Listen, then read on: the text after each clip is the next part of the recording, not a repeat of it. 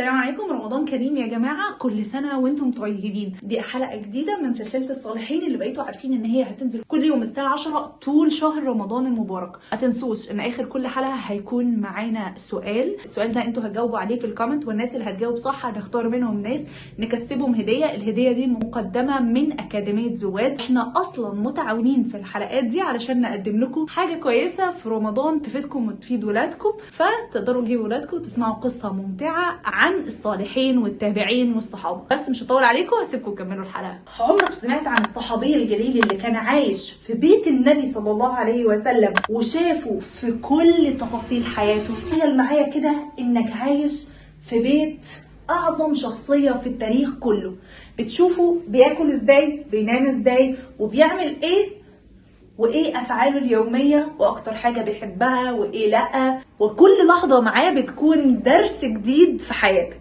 دي كانت حياه الصحابي انس ابن مالك، الصحابي اللي كانت بدايه حياته خادم للنبي صلى الله عليه وسلم، ولكن بقى واحد من اقرب الناس ليه، وبقى واحد من اعظم رواه الحديث في الاسلام. انس بن مالك كان طفل صغير جدا لما والدته اخذت قرار غير حياته كلها، لما راحت للنبي صلى الله عليه وسلم وقالت له: يا رسول الله، هذا ابني انس يخدمك فادعو الله له. النبي صلى الله عليه وسلم ابتسم ومسح على راس انس ودعا له بالخير. ومن اليوم ده انس بن مالك اصبح في بيت النبي صلى الله عليه وسلم ومعاه في كل لحظه، يشوفه في بيته وفي المسجد وفي الحروب وفي كل مكان بيروح عليه النبي صلى الله عليه وسلم. انس بن مالك شاف النبي صلى الله عليه وسلم في حياته عن قرب، وعاش معاه فتره طويله جدا، وشهد على اخلاق النبي صلى الله عليه وسلم العظيمه. انس بن مالك خدم النبي صلى الله عليه وسلم 10 سنين. انس بن مالك قال: خدمت النبي صلى الله عليه وسلم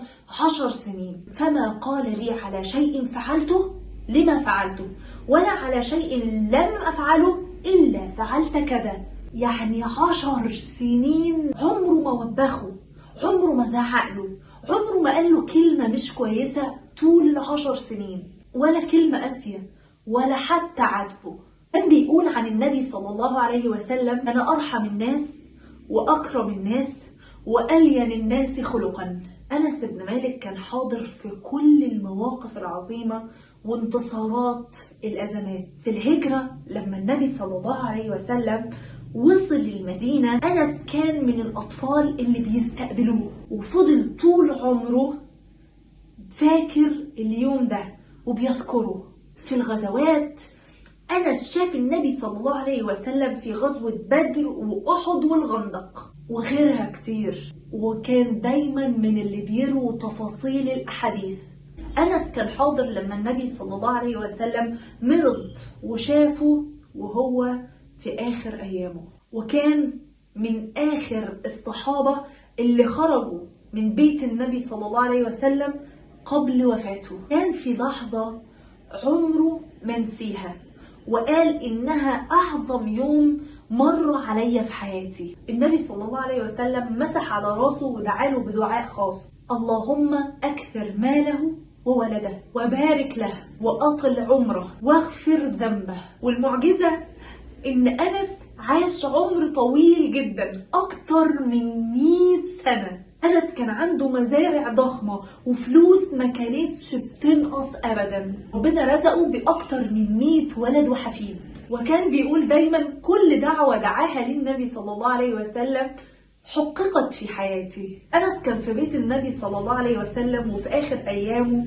وشافه وهو في لحظة المرض الشديد. كان النبي صلى الله عليه وسلم بينظر للسقف وعينه فيها نور، وبيحاول يتكلم لكن صوته ضعيف. وفي اللحظة الأخيرة ابتسم ابتسامة عظيمة ورفع يده للسماء وقال: اللهم اغفر لي وارحمني والحقني بالرفيق الأعلى. وفجأة ساد الصمت. أنس وقف في مكانه وشعر ان الدنيا كلها سكتت مرة واحدة. النبي صلى الله عليه وسلم رحل، وفضل المسجد كله في صدمة كبيرة جدا وحزن شديد قوي، وقال بعدها جملة تهز القلب: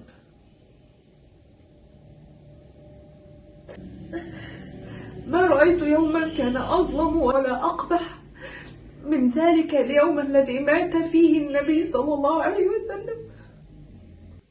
بعد وفاة النبي صلى الله عليه وسلم أصبح أنس من أكتر رواة الحديث ومن أهم رواة الحديث، وكان كل ما يحكي عن النبي يبكي بشوق شديد جدا للنبي صلى الله عليه وسلم. عاش فترة طويلة جدا وساهم في انتشار الإسلام والعلم، وكان من أقرب الصحابة للخلفاء الراشدين. لما كبر في السن كانوا دايما بيسألوه ايه اكتر حاجة نفسك فيها؟ فكان بيقول انا مشتاق لرؤية النبي صلى الله عليه وسلم، أريد أن أكون معه في الجنة. ولما مات كانوا بيقولوا اليوم مات آخر من لمس جسد النبي صلى الله عليه وسلم بيديه. أكتر حاجة بنستفادها قصة سيدنا أنس رضي الله عنه، القرب من الصالحين بيغير حياتك للأفضل. زي ما أنس قرب من النبي صلى الله عليه وسلم وبقى من أعظم الصحابة، دايما اختار الرفيق الصالح مهما كان الطريق معاه صعب والتعامل معاه صعب، ومهما كان مختلف عنك خليه دايما هو أول وأهم اختياراتك. الرفقة والأخلاق الحسنة هي أعظم حاجة ممكن يسيبها الإنسان بعده. وزي ما النبي صلى الله عليه وسلم كان قدوة، أنس كمان كان قدوة. مفيش شيء أغلى من حب النبي صلى الله عليه وسلم، ولو بتحبه بجد لازم تتبع سنته وتعمل زي ما كان بيعمل. وبكده نكون وصلنا لنهاية الحلقة، وده سؤال حلقة النهاردة. بكرة هنتكلم على صحابي جليل قال عنه النبي صلى الله عليه وسلم إن شهادته بشهادة رجلين بسبب يقينه القوي. عرفتوا مين هو؟ وبكده نكون وصلنا لحد آخر الحلقة. هستناكم تردوا عليا على السؤال في الكومنتس، واللي هيجاوب صح في ناس منهم هتختارها أكاديمية زواد علشان تكسبوا معاهم هدية. وإن شاء الله الإجابة كمان هتلاقوها في الحلقة الجاية اللي هتنزل بكرة الساعة 10. وسلسلة الصالحين هتفضل دايما معانا طول شهر رمضان كل يوم الساعة 10 إن شاء الله تعالى. وما تنسوش تشاركوا القصة دي مع أصحابكم وأهلكم، وخلوا أطفالكم يسمعوها، لأن أبطال التاريخ يستحقوا إن قصصهم تتروي من جديد. وبس، سلام عليكم.